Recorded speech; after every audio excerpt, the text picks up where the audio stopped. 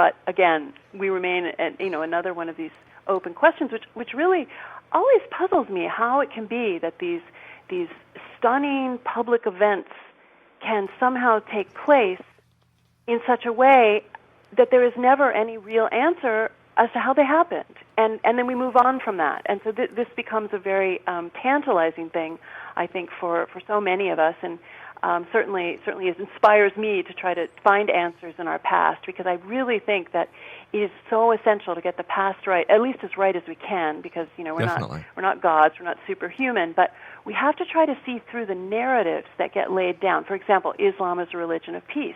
We had that in America from the day after 9/11 coming right out of the Bush White House. Islam is a religion of peace, and this became a mantra that all facts had to somehow support, and so we end up with a new narrative laid over, really, you believe that or you believe your own eyes. It becomes that kind of a tension that I think people are still struggling with, because the leadership here, the elites, are tremendously vested in these sorts of ways of dealing with strife that actually, I believe, defy reality, defy history, defy culture, defy reporting.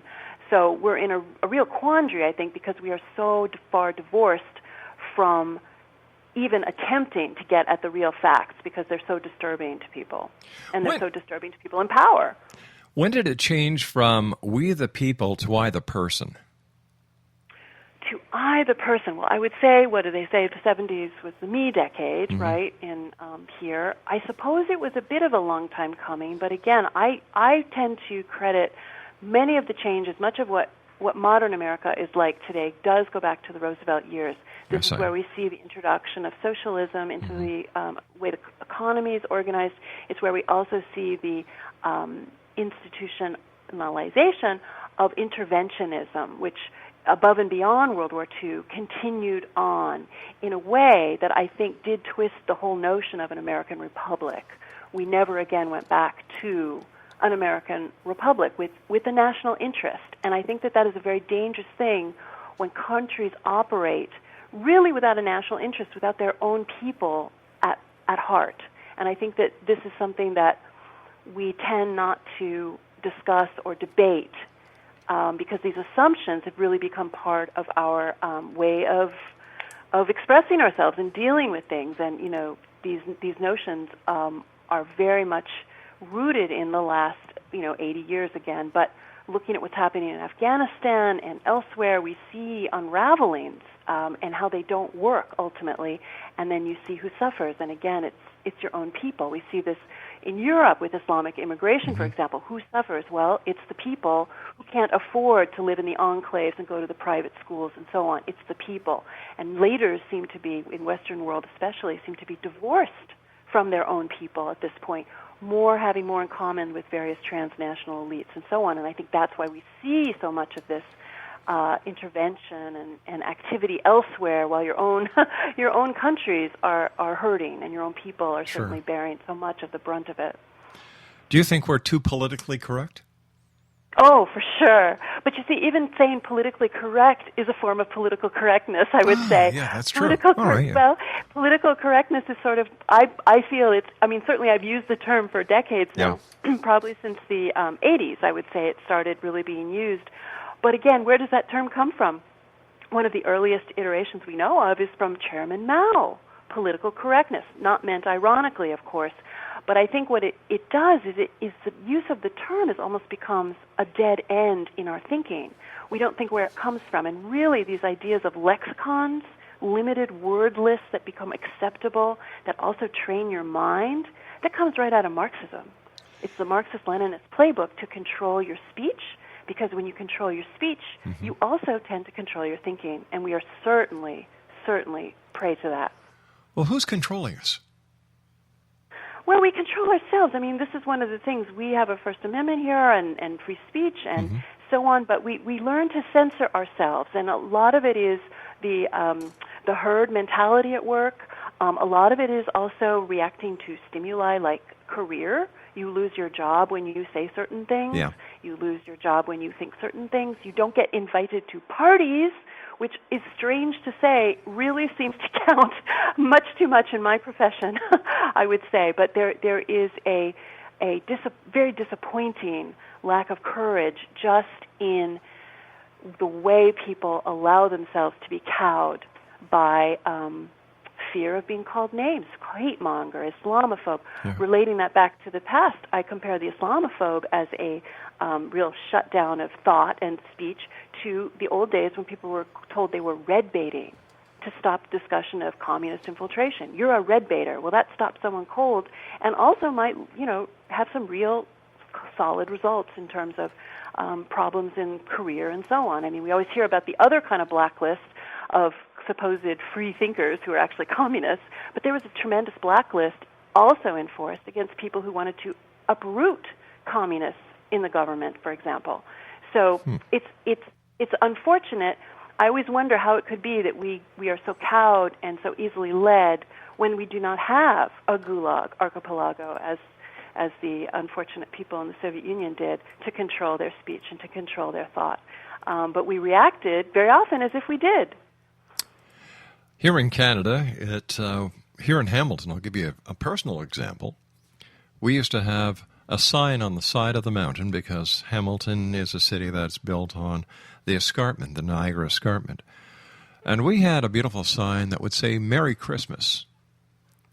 That had to change to Season's Greetings because it wasn't politically correct. Right. You can't call it a Christmas tree anymore. It's a Yule tree because Christmas tree is not politically correct. We've got to go to our news break, Diana, but I'd just like to tell you what I usually tell people who complain about Canada and the way that many people aren't as politically correct as they'd like them to be. Well, wherever the plane landed, it also takes off from. So if you don't like it, go back to where you came from. I'll be back on the other side of this commercial break with my very special guest this hour, Diana West, and her website is www.dianawest.net. This is the X-Zone. My name is Rob McConnell, and I can hardly wait until December until I can start telling everyone once again, Merry Christmas.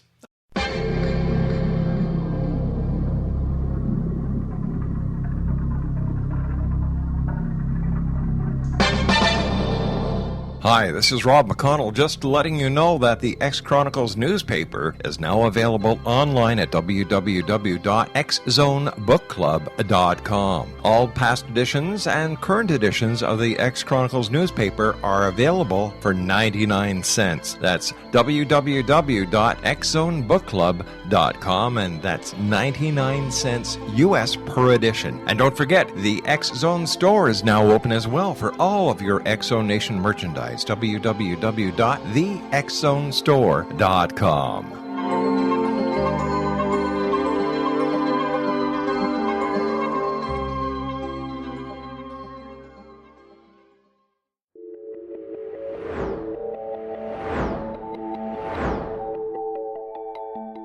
Do you have a dis-ease that you would like to alleviate through a natural means? Have you been contacted by angels, ghosts, or even extraterrestrials and want to validate these experiences? Or would you simply like to speak with someone who can help you find your life's purpose? I'm Dr. Joseph Mara, and I'm offering my services free of charge for first-time clients contacting me during the month of April.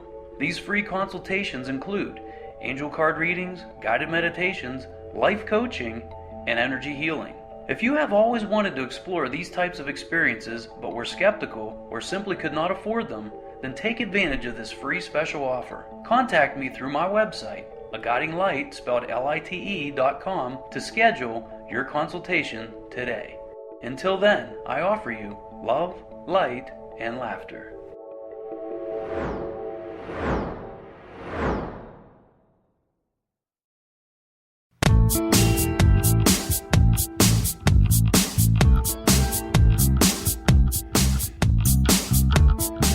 Welcome back, everyone. My name is Rob McConnell, and whenever I start thinking about the changes that we have to make, and we have to make them, there's no two ways about it, it just boils my blood. It just boils my blood. We had to change Happy Easter to a springtime festivity. We had to change Christmas to season's greetings. Well, you know what? The way I look at it is, this is what we've been saying for years and years and years since the beginning of this great country of ours. Merry Christmas. And in other countries, they've been saying Merry Christmas. But because of social pressure, because of political pressure, because of religious pressure, we have to change. And if you don't, well, you're going to get wrapped on the knuckles very hard. Whatever happened to our rights? Whatever happened to what we, the people, want? It makes no sense to me that we have given up so much so easily to the man. Oh, yeah, sure, okay, I'm sorry, we won't say that anymore.